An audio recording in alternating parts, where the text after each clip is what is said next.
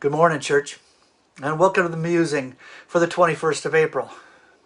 I'm Pastor Dave, and I sincerely hope that you had a wonderful Easter season this year, a time of considering and celebrating the most important event in human history, the resurrection of Christ Jesus. You know, the resurrection was an announcement that sin was no longer going to be able to keep mankind from God, and that death was not some kind of ending, but in reality only a transition between this limited physical life and a larger, fuller life to come. If you recall, last week I expressed my conviction that pride is the ultimate source of many, if not all, of the impulses and actions that we call sin. And that the antidote for pride is humility.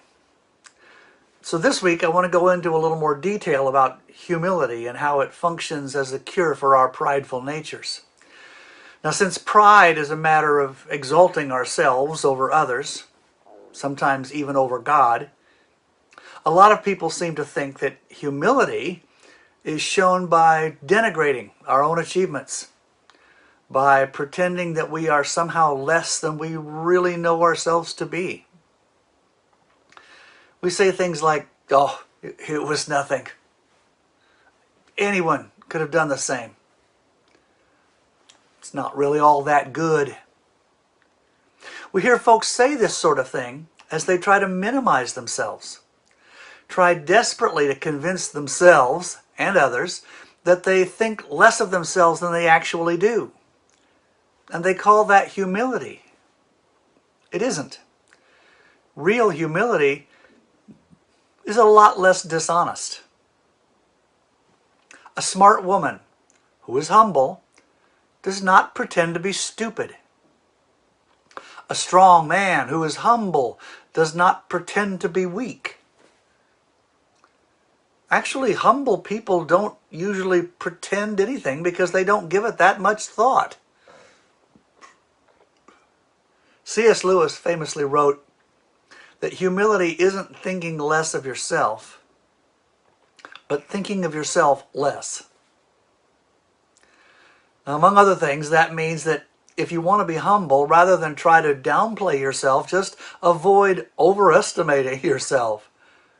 His words are in a way a call for accuracy, a call for truth. And those two qualities sort of define my own personal understanding of my humility. An accurate, truthful assessment of my own abilities and accomplishments. Which means that I have to try to see myself as I truly am, not as I wish I were. To see myself as God Himself sees me.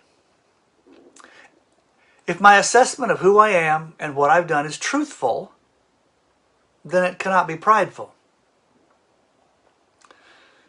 Now, clearly, if you are humble, you do not glory in yourself, you do not overestimate yourself, you do not exalt yourself beyond justification. That would be pride.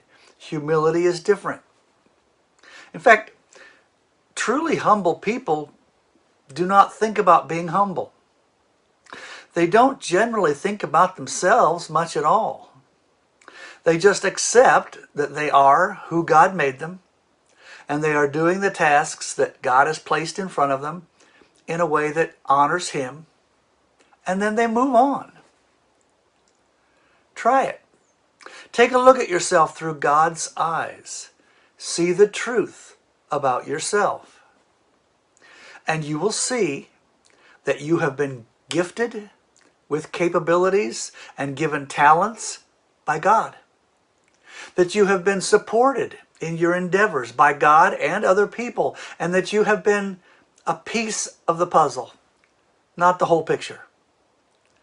At some times you were a large piece, at other times a small piece, but still just a piece of the work that God is unfolding.